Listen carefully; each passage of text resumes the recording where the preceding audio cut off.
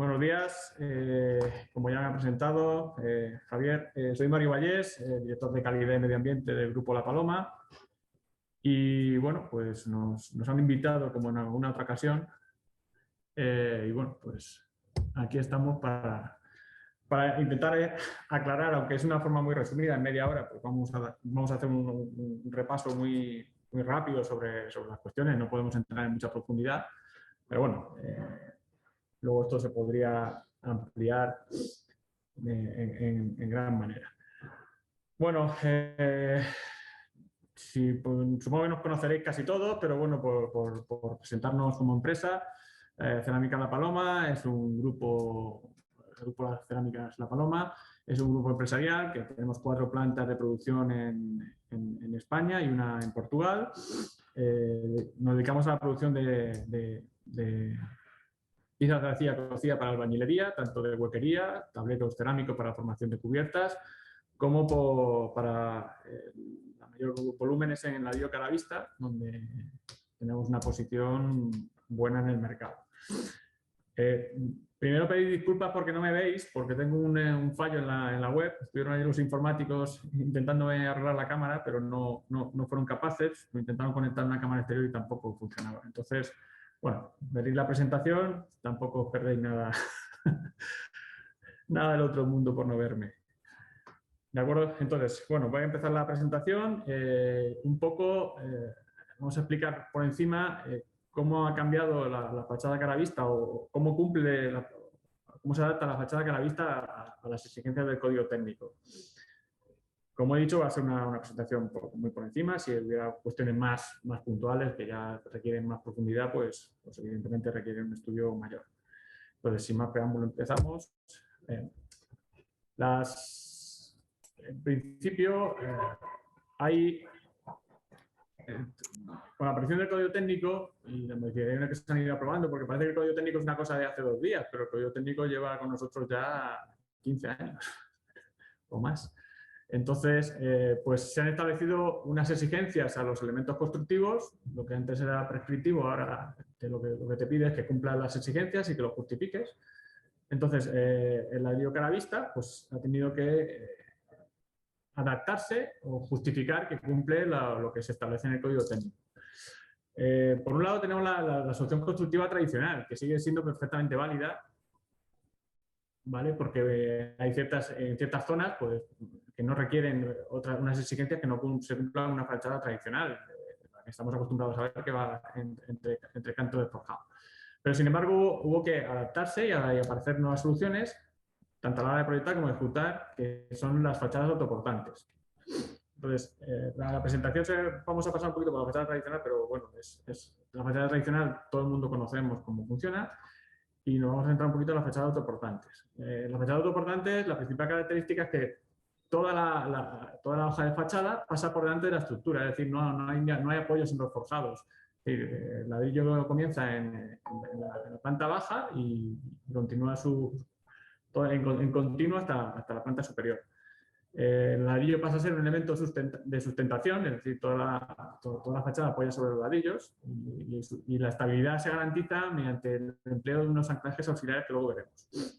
Las fachadas pasantes las podemos hacer únicamente pasantes adosadas a la estructura o ya que la fachada se soporta a sí misma, podemos desplazarla de la estructura y hacer lo que sería una fachada ventilada con elementos del ladrillo tradicional. Las fachadas autoportantes, lo avanzo aquí, pues se componen de los ladrillos, más una serie de anclajes y armaduras que se colocan de tendel y nos da lugar a tanto a la fachada, a la derecha vemos, la parte de arriba sería una fachada autoportante en la cual el aislamiento está en contacto con la estructura y la parte de abajo sería una fachada autoportante con cámara ventilada. Más o menos este sería el esquema. La estructura, la hoja de fábrica fuera y los anclajes que se suelen colocar aprovechando la parte de forjados y la parte de pilares de la propia estructura. Bueno, en principio, de la fachada tradicional, pues bueno, pues es la mayoritaria, la que se está empleando y se sigue empleando de forma mayoritaria. Y está extendido, todo el mundo la conoce, todo el mundo está habituado a trabajar con ella. Y como decía antes, está plenamente vigente, es decir, el código técnico no dice que no se puede hacer la fachada tradicional. Sin embargo, en algunas zonas climáticas y en algunos puntos concretos de este tipo de fachada, pues presenta algún tipo de deficiencia a la hora de llegar a cumplir con las exigencias del código técnico. Como por ejemplo suelen ser los cantos de forjado, que es la parte en la cual se generan puentes térmicos, y eliminar estos puentes térmicos pues es lo que más cuesta. Vale. Las fachadas autoportantes de ladrillo caravista, como hemos dicho antes, se caracterizan porque el cerramiento es paralelo a la estructura, es decir, no se apoya en la estructura, sino que se apoya directamente en la base del edificio. Y lo que hacemos es aprovechar la alta capacidad aportante de resistencia a compresión de los ladrillos. Si hacemos un cálculo teórico de lo que soporta un ladrillo a compresión de Gres, por ejemplo, no tenemos que llegar a un clinker que serían 40 megapascales, sino que nos quedamos con un ladrillo normal de Gres de 20 megapascales. La verdad que si alguno hace el cálculo teórico de las plantas que puede soportar un ladrillo, pues son muchas plantas. Estamos hablando de más de 100 plantas para que el ladrillo inicial, el que está abajo del todo, pueda reventar por su propio peso, por el propio peso de la fachada. Luego debe que tener en cuenta otros serie de factores como panderos y demás, pero bueno, para eso se colocan este tipo de anclajes que lo que hacen es eliminar los esfuerzos horizontales. Y como hemos dicho antes, podemos hacer las dos vertientes, la cámara autoportante sin cámara o con cámara que puede ser ventilada o sin ventilar. Es decir, podemos hacer una cámara de aire dándole ventilación a la cámara de aire, o podemos dejar la cámara de aire sin ventilación, con lo cual le aportaría también aislamiento. Las ventajas, por ejemplo, de los nuevos elementos de fachada autoportante, pues un poco las indicamos aquí para que las tengamos muy claras. Es decir, uno puede pensar, y claro, pero hacer una fachada autoportante es complicado porque ya requiere de trabajar sobre un paño completo, no sobre una franja de 2,5 metros, 3 de ladrillo. Eso en principio queda resuelto porque de manera gratuita se aporta al proyecto, y adecuado a ese proyecto y estudiado para ese proyecto, un estudio de la estabilidad de la fachada, con todos los elementos que debe llevar, si hay que poner anclajes, cada cuánto hay que ponerlos, dónde hay que ponerlos, las armaduras que hay que ponerlas.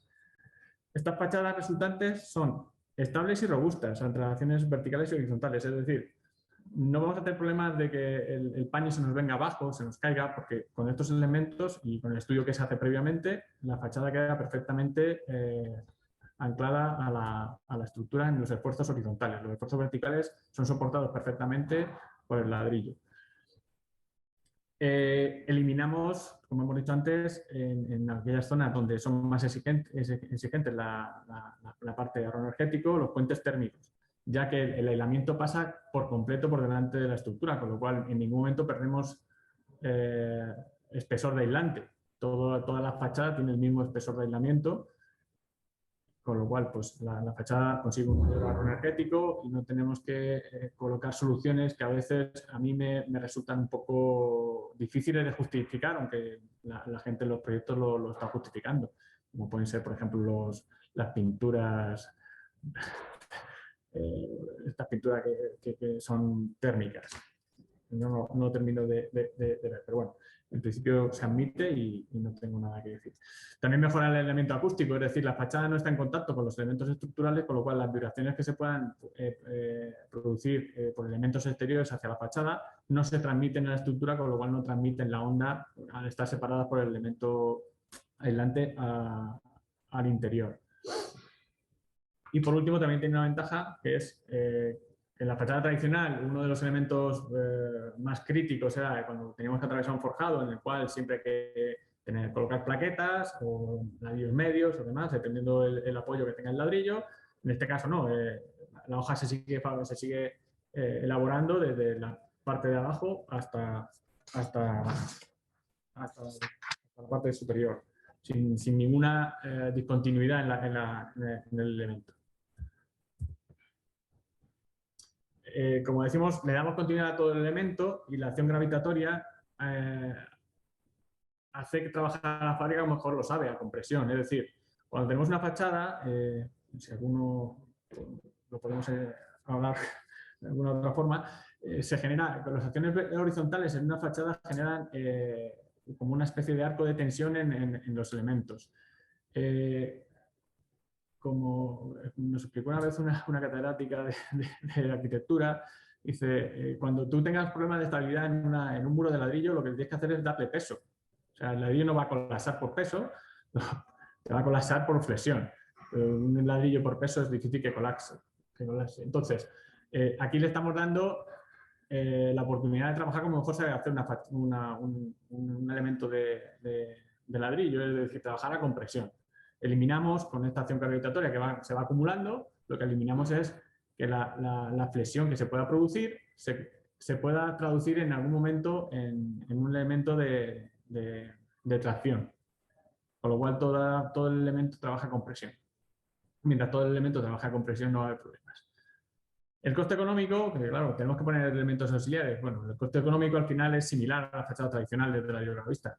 Los elementos auxiliares los debemos compensar con evitar tener que cortar plaqueta, colocar plaqueta. La mano de obra no tiene que parar porque siempre lleva el mismo ritmo. No tiene que estar, lleva el forjado, tengo que cambiar. Esto se va compensando con la optimización de la mano de obra. Algo más caro sí que es, no vamos a decir lo contrario. Y el comportamiento estructural de la fachada autoportante está plenamente amparado por el código técnico, en el documento básico de seguridad estructural en fábricas. Lo podemos considerar como un elemento innovador, aunque bueno, esto ya cada vez lo vamos diciendo menos porque al final ya se está incorporando tanto a la construcción que el elemento innovador que era al principio pues cada vez es menos. Tiene ventajas con otros elementos innovadores, pues, otro tipo de fachada ventilada, otro tipo con otros sistemas. ¿Vale? En primer lugar, yo como fabricante de ladrillo quiero destacar que las fachadas de ladrillo envejecen siempre bien. Otro tipo de fachadas pues envejecen de otra manera, que a mí personalmente pues no me gusta. Tiene un bajo mantenimiento y luego pues las posibilidades estéticas de una fachada de ladrillo pues son múltiples. Si además de la fachada autoportante la hacemos con cámara de aire, es decir, podemos, lo que hemos estado hablando hasta ahora sería para fachadas autoportantes, pero que pasan por delante de la estructura. A todo eso, cuando lo hacemos con cámara de aire, podemos jugar con elementos que sobresalgan y elementos que entren, que en algunos casos tenga cámara de aire, en otros no, manteniendo el plano de la fachada. Las cámaras de aire ventiladas, pues lo que nos eliminan son los riesgos de condensaciones intersticiales. Y también pues, nos generan una hoja de sombra, con lo cual nos reduce la radiación solar que penetra hacia el interior, con lo cual el gasto energético en refrigeración pues, siempre será menor. Las fachadas autoportantes ventiladas, pues igual que las que hemos dicho que son pasantes únicamente, tienen las mismas ventajas que en cualquier fachada de ladrillo que a la vista. Su mantenimiento, su estética y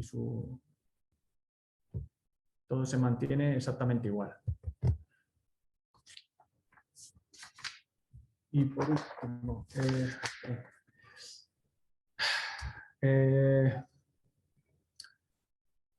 al hacer una cámara ventilada con ladrillo que a la vista y ser el ladrillo que a la vista un elemento autoportante, no necesitamos de colocar elementos auxiliares de sustentación, como necesitamos hacer en las fachadas ventiladas de otros elementos. Es decir, en una fachada de otros elementos necesitamos colocar una serie de perfilerías que nos separen el elemento de la fachada y sobre esa perfilería ir montando la fachada. Al ser un ladrillo que a la vista no necesita elementos autoportantes porque la colocación de los elementos auxiliares que estamos hablando es una colocación muy sencilla, es simplemente anclarlos a la estructura, según el plano que se ha dicho, pero eso lo puede hacer cualquier personal sin que sea especializado, pues nos evita la necesidad de tener un personal especializado en la colocación de las fachadas. Lo puede seguir haciendo el mismo personal que colocaba el ladrillo tradicional de cada vista. También, como hemos dicho antes, obtenemos el máximo grado de impermeabilidad según el código técnico, sin necesidad de hacer revestimientos por la parte interior. Y si la hacemos no ventilada o ligeramente ventilada, podemos considerar la parte de la contribución de la cámara de aire al aislamiento térmico del edificio, con lo cual tendríamos también una ventaja en cuanto a térmica en cuanto al edificio. Entonces, como un poco como conclusión de esta parte, pues lo primero es decir que las fachadas tradicionales tienen unas ventajas que son claras, es decir, una durabilidad, un mantenimiento bajo, tienen mucha expresividad porque puedes combinar la colocación de ladrillo de diversas formas y siguen cumpliendo los requisitos del código técnico, tanto estructuralmente como en impermeabilidad, como aislamiento térmico, aislamiento acústico y resistencia al fuego. Únicamente en algunas zonas concretas y puntuales hay que hacer un estudio concreto o pasar a las fachadas autoportantes que estamos presentando.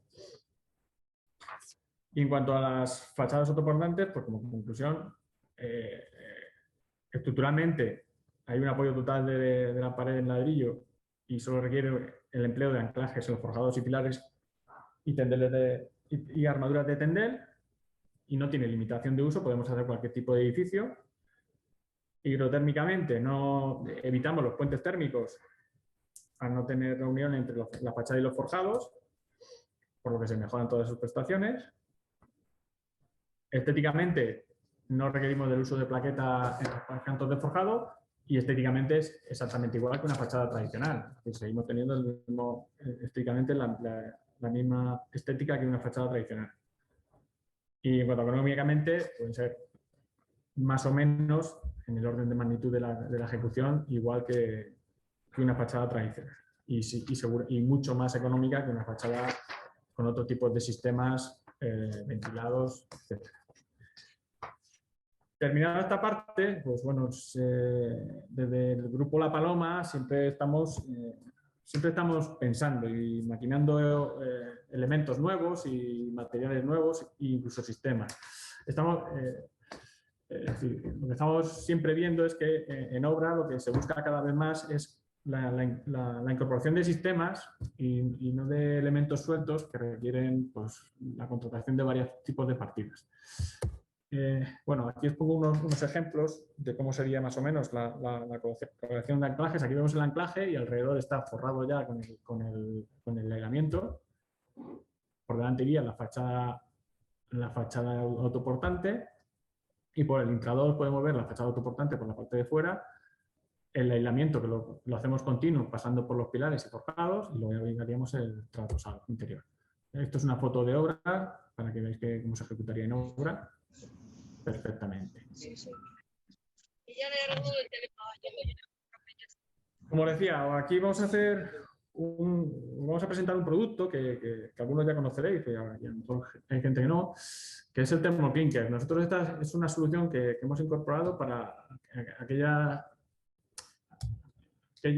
necesidades en las que se requiere un aislamiento térmico, pero que también queremos que sea un aislamiento térmico, pero con un acabado tradicional en ladrillo caravista.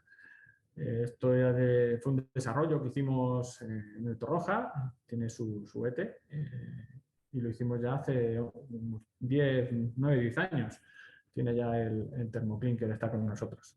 Pero bueno, seguimos presentándolo porque creemos que es una solución que actualmente puede ser muy válida. Bueno, aquí veo un poco la presentación que voy a hacer de Thermoclinker. Y lo primero es decir qué es el Thermoclinker. El Thermoclinker es un panel de aislamiento de poliestireno extruido con unas dimensiones que están en 1240 milímetros de longitud por 600 de altura.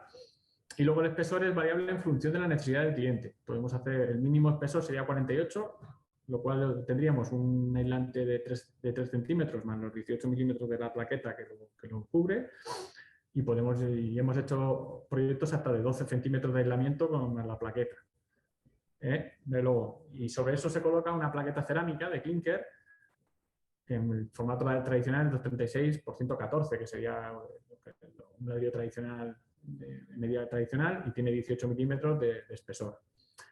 Estos paneles llevan una roseta de fijación integrada. Bueno, voy a pasar para adelante.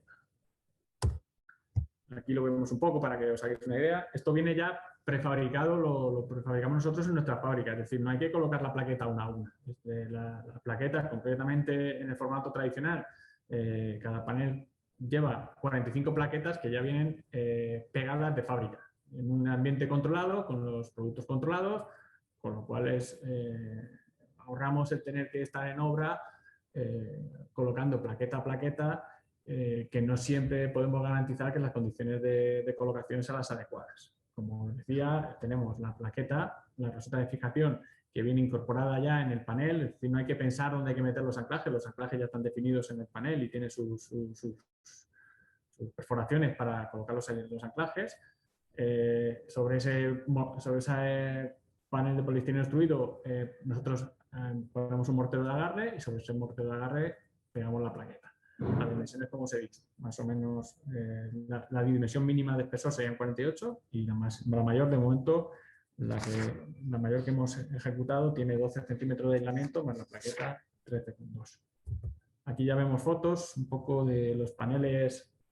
Cuando vamos colocando paneles, lo único que tenemos que hacer es lo que nosotros llamamos coser los paneles, es decir, los paneles no son machembrados porque serían muy débiles en la parte de la plaqueta que sería de voladizo, con lo cual se decidió hacerlos de esta forma y lo único que hay que hacer es colocar una plaqueta.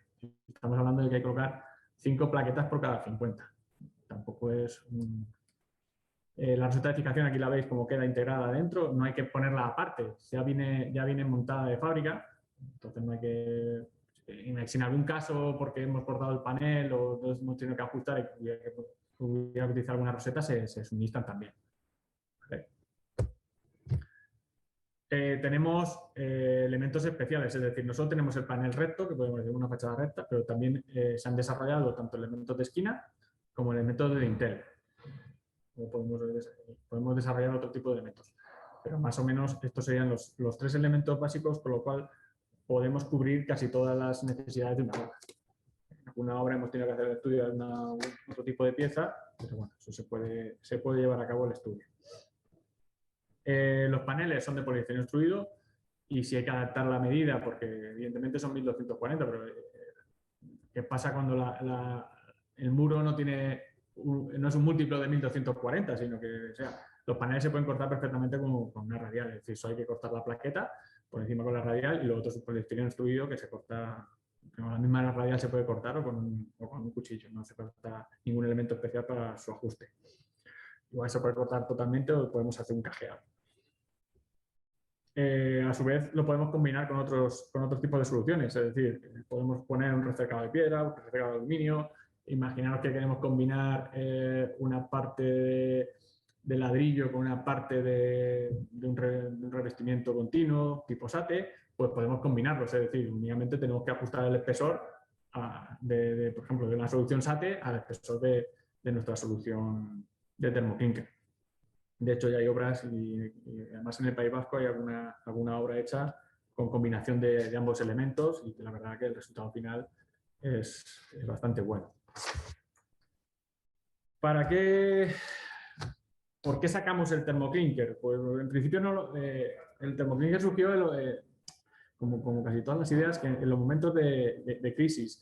En el momento de la crisis de 2008, 2009, pues empezamos a pensar en qué elementos, qué podíamos hacer con los ladrillos. Es decir, nosotros somos productores de ladrillos y lo que queremos es vender ladrillos.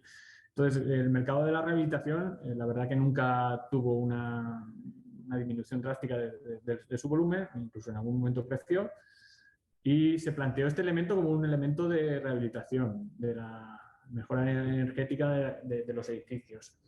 También, en muchas ocasiones nos hemos encontrado que también en esa rehabilitación se produce una mejora estética, es decir, pues edificios que a lo mejor están deteriorados porque tienen un enfoscado de cemento que se deteriora y hay que andar pintando o dándole tratamiento todos los años, pues le damos una terminación de ladrillo cara vista, la cual tiene una durabilidad muy alta. Y sobre todo la eficiencia energética, es decir, no podemos, muchas veces se nos quiere comparar, es que claro, colgar plaquetas es mucho más barato que esto, pero es que en este elemento no solo estamos colgando plaquetas, estamos colgando un aislante que nos ayuda a mejorar la eficiencia energética de la vivienda. Esto es importante a la hora de que la vivienda pase de una categoría energética a una mayor, ¿vale? Lo que pasa es que últimamente ya nos estamos encontrando que en algunos sitios quieren incorporar este elemento para obra nueva. Es decir, como le decía antes, cada vez más estamos buscando en obra sistemas y no elementos. Queremos contratar algo en la obra que directamente venga alguien, nos lo coloque y se quede terminado. No tenga que estar yo comprando ladrillos por un sitio, mano de obra por otro, el mortero por otro, la limpieza por otro lado, sino que venga alguien, me monte el elemento, lo deje terminado y no tenga que estar yo rompiéndome la cabeza como contrato, y más últimamente con la escasez de mano de obra que hay para colocar ladrillo y otro tipo de elementos en obra. Con lo cual, con este elemento, primero, como pasaba con lo que hemos presentado anteriormente, eliminamos los puentes térmicos sin ninguna complejidad técnica, es decir, estos paneles yo siempre los he considerado que son paneles que se podrían vender para bricolaje. De hecho, estos paneles los empezamos a desarrollar un compañero mío y yo, y ninguno de los dos somos albañiles, ni ninguno de los dos somos técnicos de montaje. Y las primeras colocaciones que le hicimos en las pruebas piloto que hacíamos en la fábrica, los colocábamos entre él y yo y quedaban perfectos. Es decir, esto se podría comprar perfectamente por un particular y a poquita maña que tenga es capaz de ejecutarlo. Entonces, no tiene ninguna complejidad técnica, únicamente necesitas un muro soporte sobre el que anclar y empezar a colocar paneles.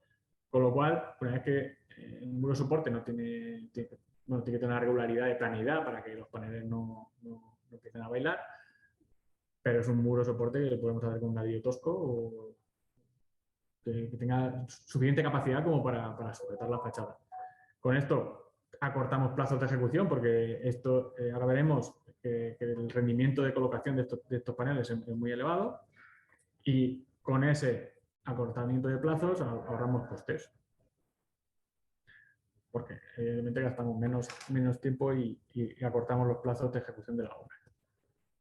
También el mercado, últimamente, también con el tema de construcciones modulares, soluciones prefabricadas, sistemas constructivos en seco, también nos está empezando a demandar este tipo de solución. Construcciones modulares que tienen un módulo fijo que siempre hacen la misma secuencia, pues este tipo de soluciones que vienen prefabricadas, pues también les están empezando a interesar. Las necesidades del mercado, pues en cuanto a rehabilitación, podemos hablar de que, bueno, estos son datos del IDAE, el sector residencial hace el 17% del consumo total de energía en España. Y la calefacción o la climatización supone el 47% de esa energía en el hogar. En el gráfico de abajo vemos las viviendas que se han construido en los diferentes periodos. Es decir, antes del 79, es decir, antes de la publicación de las SNBE, pues está el 44% del parque de viviendas de España está construido antes de ninguna norma. Es decir, se construía, pues bueno, como la gente entendía, no tenía que cumplir ninguna norma. Con las SNBE se construyó el otro 49%, y a pesar del boom inmobiliario y demás, con el código técnico, que es donde ya empezamos a tener unas exigencias mayores de aislamiento térmico en las viviendas, solo estamos hablando del 7% de la vivienda actual. Con lo cual, para edificios que se quieran rehabilitar energéticamente, entendemos que es una solución muy acorde, y hay mucho mercado en este tipo de soluciones.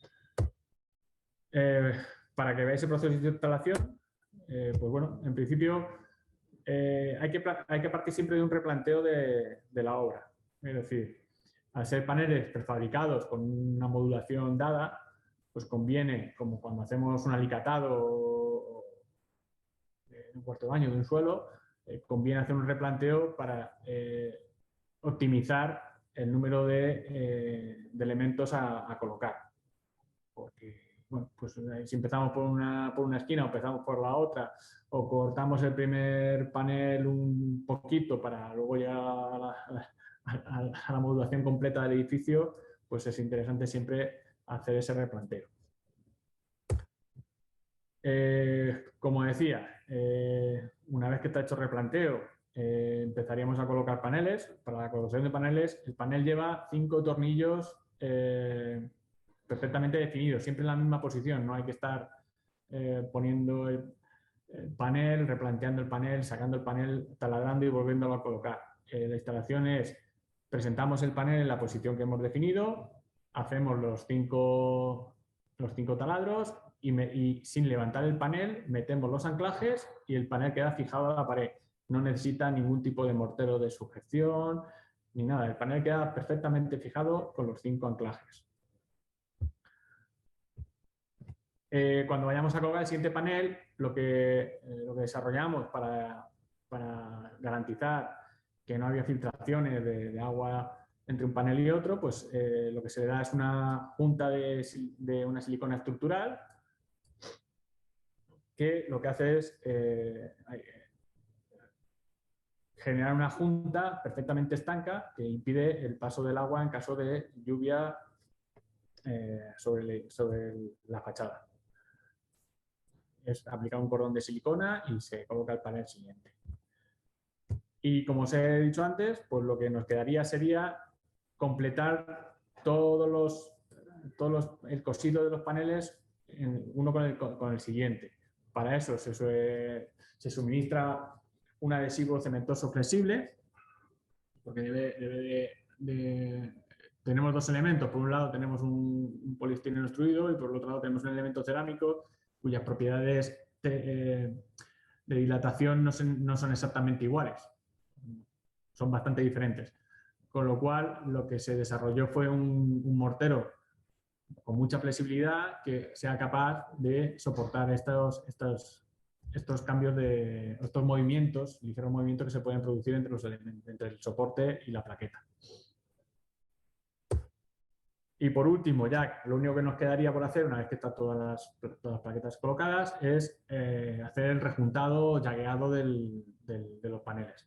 En un principio nos planteábamos poder dar el elemento llagueado, pero nos daba miedo que al tener que hacer el cosido entre paneles, el mortero que se aplicara en esas piezas cambiase de tono y nos provocara zonas como una especie de cremalleras que se verían fácilmente visibles en cuanto cambiara la tonalidad de los morteros.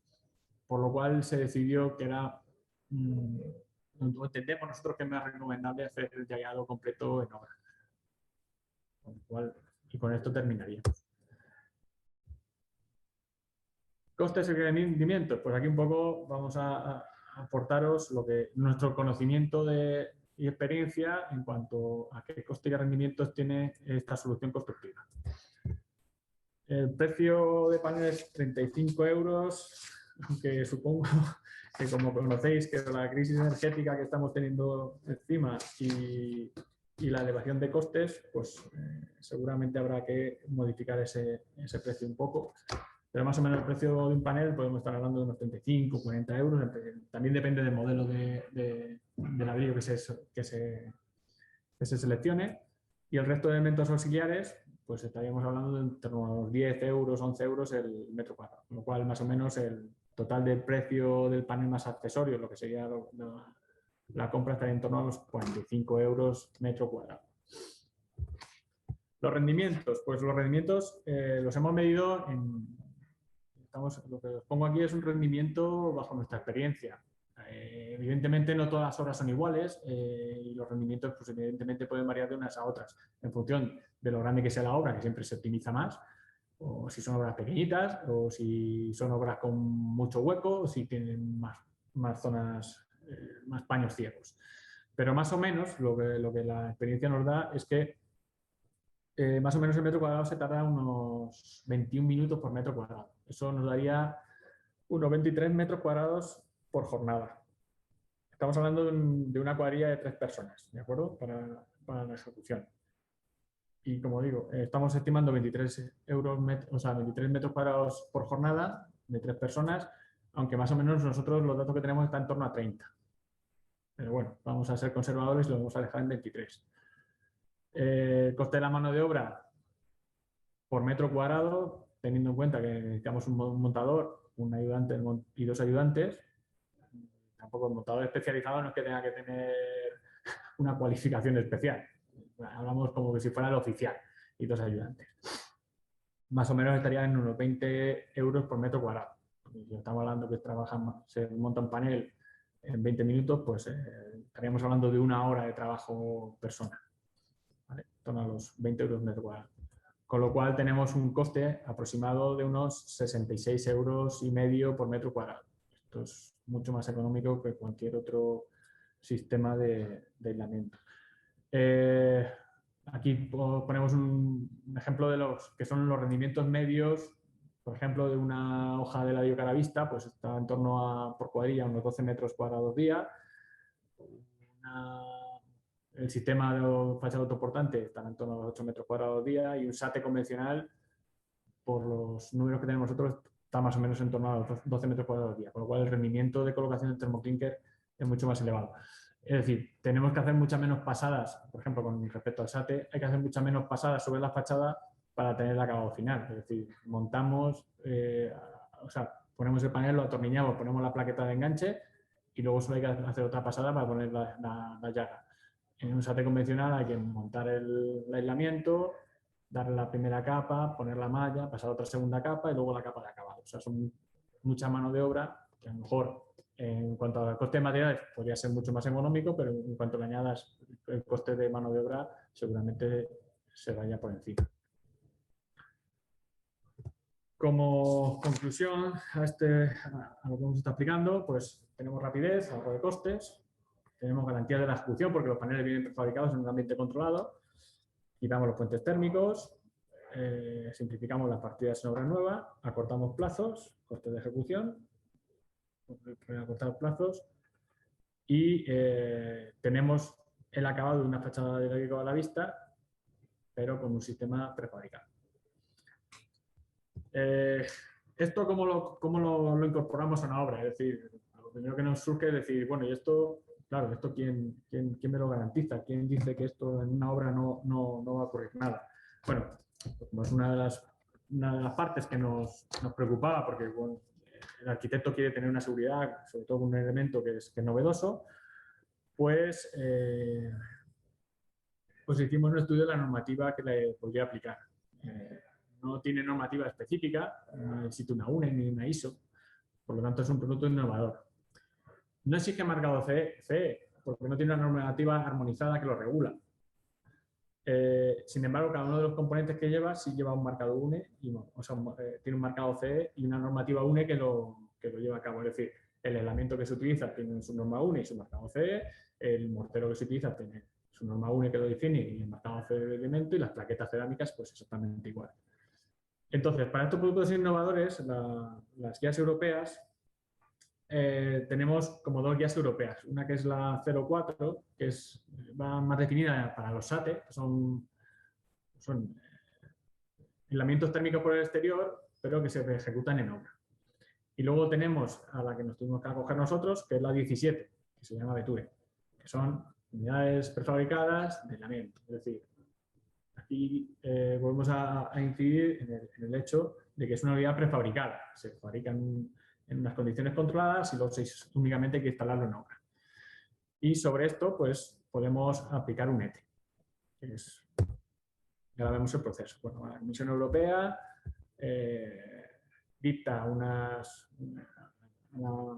la EOTA dicta la elaboración de una serie de normas o de guías, no son normas, son guías de aprobación, y eso se transforma en una ETA. La ETA es la guía de aprobación del elemento. Es decir, cuando cualquier elemento de este tipo que se quiera, dijéramos, garantizar o estar bajo el paraguas de una normativa, se tiene que acoger a esta guía. Y en España, para evaluar esta guía, pues está el Instituto Torroja y el ITEC de Cataluña. Son los dos únicos, creo que ahora se ha incorporado la BEIN, pero en principio cuando nosotros hicimos este estudio, solo estos dos institutos los que te podían desarrollar el producto bajo la norma ETA. Entonces ellos se tienen que acoger a lo que dice la guía. Con lo cual, con la ETA, con el instituto, en nuestro caso el Instituto de Torroja por proximidad y nuestro elemento, pues nos fuimos a validar el elemento.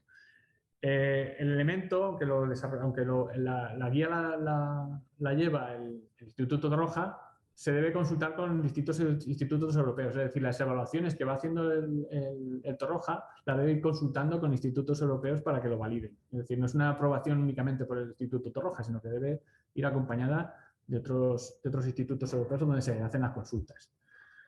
Con una vez que se pasan las directivas que en la guía aparecen, se publica un ETE y a través del ETE sí que podemos hacer un marcado CE del elemento. Pero para tener un marcado CE hay que pasar por la evaluación técnica de los institutos a través de las guías de evaluación. Pues eso.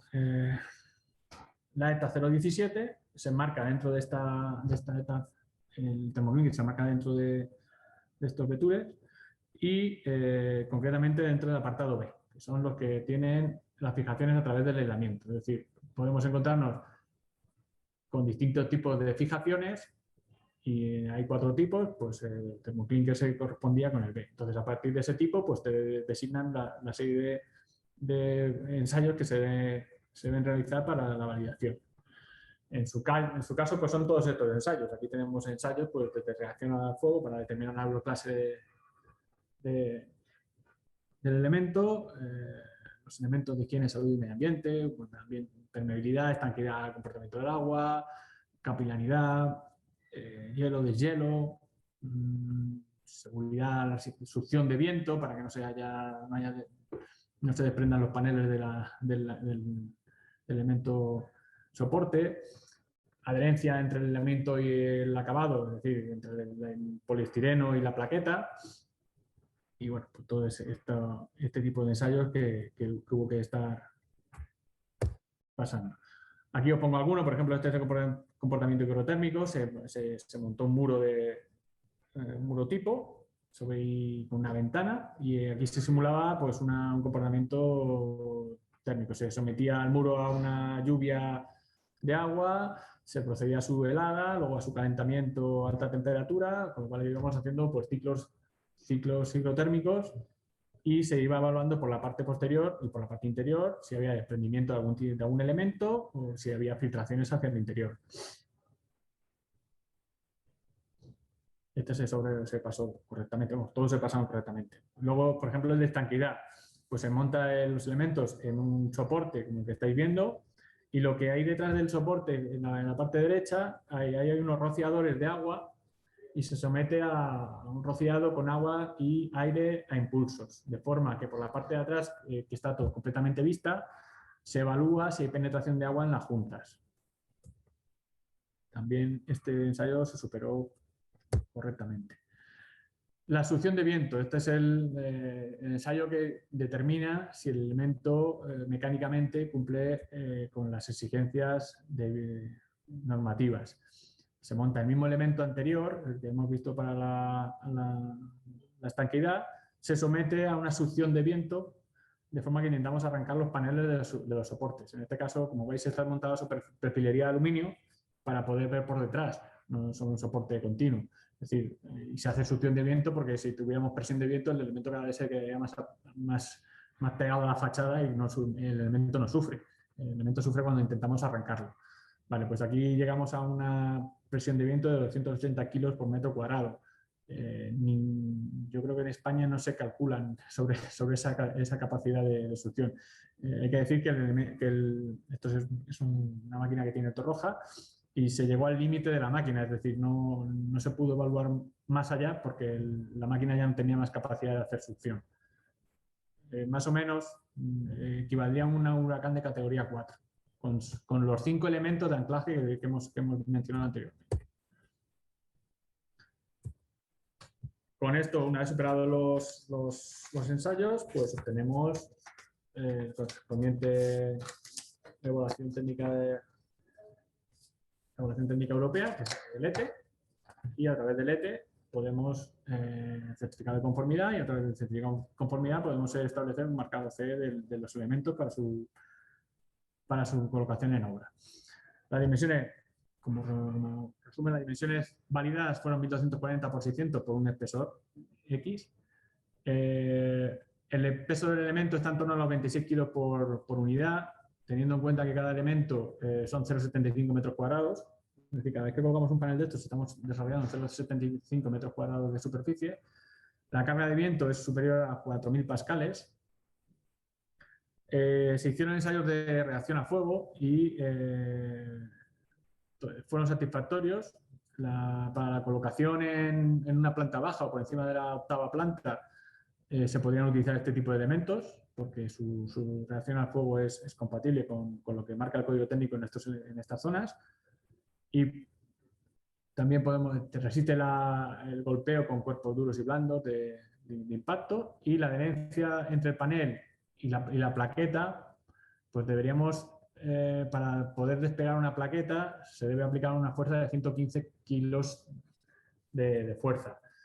115 kilos sobre una plaqueta de 2,36 por 50, pues creemos que es una cantidad muy alta para que las plaquetas se desprendan. Esta adherencia se obtiene después de los ciclos hidrotérmicos, no es al principio, es después de haber sometido al elemento a un estrés. Por último, pues vamos a presentar una serie de obras en las que se ha incorporado. Estos son, por ejemplo, esto es obra nueva, esto es un Hotel Hilton en Panamá, que se hizo completamente con termoclinker. En este caso se utilizaron el blanco ártico y el Timanfaya Blue. Luego veremos la cantidad de colores que podemos aplicar, que básicamente es cualquier ladrillo de los que fabricamos en gres o clinker. Estos son fases de obra. Aquí vemos a la izquierda la colocación de los primeros paneles, donde vemos que van faltando algunas de las plaquetas, que es donde van los elementos. Aquí la plaqueta no era exactamente la de 5, era una plaqueta de 6,5, porque bueno, pues el arquitecto decidió que quería otro tipo de ladrillo, pero bueno, como os hemos dicho antes, podemos estudiar cualquier tipo de actuación.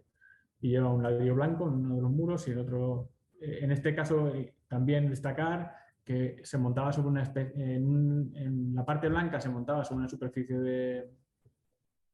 de fibrocemento, con lo cual hubo que buscar unos anclajes que funcionaran sobre este fibrocemento, y la parte negra de Timanfaya Blue se montaba sobre rastreles. ¿Vale? Pero bueno, el edificio, esto ya son, lo primero que hemos puesto es el renderizado de lo que se quería buscar, y esto ya es la foto del edificio completamente terminado, que nadie puede decir que esto sea un edificio, que no pueda decir que esto es un edificio de cara vista. Este es otro ejemplo también.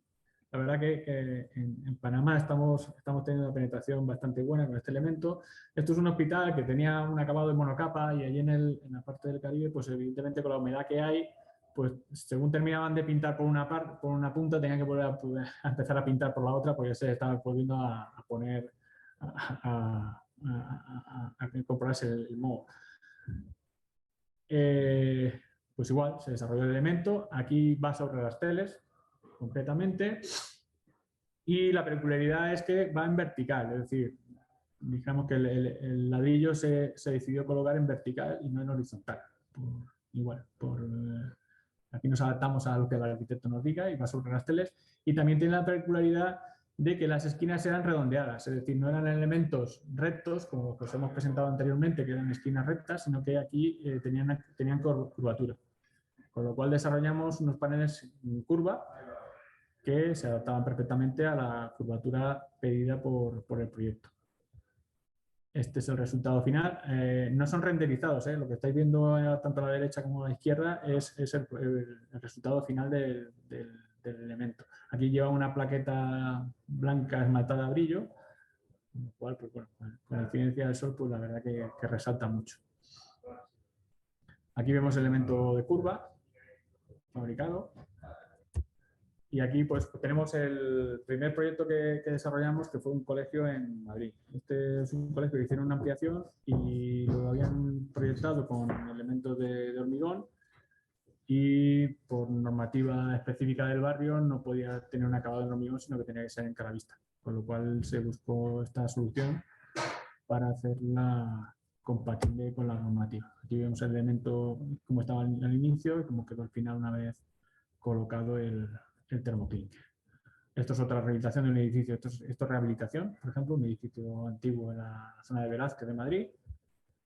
Esto es otra rehabilitación que también tuvo su aquel, porque hubo que estudiar. Esto es un edificio en primera línea de playa en Fuengirola, que tenía graves problemas de filtraciones porque se había movido la fachada y por más que rellenaban los huecos con elementos impermeables, pues al final terminaba penetrando el agua. Pues se decidió hacer el forro continuo de ese elemento con un ladrillo que era muy similar al anterior, al que había debajo, y de momento no tenemos conocimiento de que haya podido tener filtraciones en el edificio. En cuanto a colores, pues todos los colores, se han avanzado todos los colores que tenemos ahora mismo en el catálogo de ladrillo. Es decir, tenemos de los blancos, pues la línea de Pirineos, que son ladrillos esmaltados, el Ártico es un ladrillo blanco y el Navarra, que es un poquito más crema que el Ártico. Tanto el Ártico como el Navarra son en masa. El Pirineo es un ladrillo con esmaltado. Grises, pues tenemos un gris clarito como el Alicante hasta el gris más oscuro como el Escorial. Negros, pues desde un arrecife, que también tiene un acabado en esmalte, a un Lanzarote que es un ladrillo negro, pero notaba que es un poquito menos negro, y tenemos el Timafalla, que es un ladrillo que a nosotros nos gusta mucho porque es un ladrillo que tiene unos reflejos azules, según el sol va cambiando la tonalidad, y la verdad. Los clásicos que tenemos en la zona de Segovia, que son todos los desentonados en tonos ocre.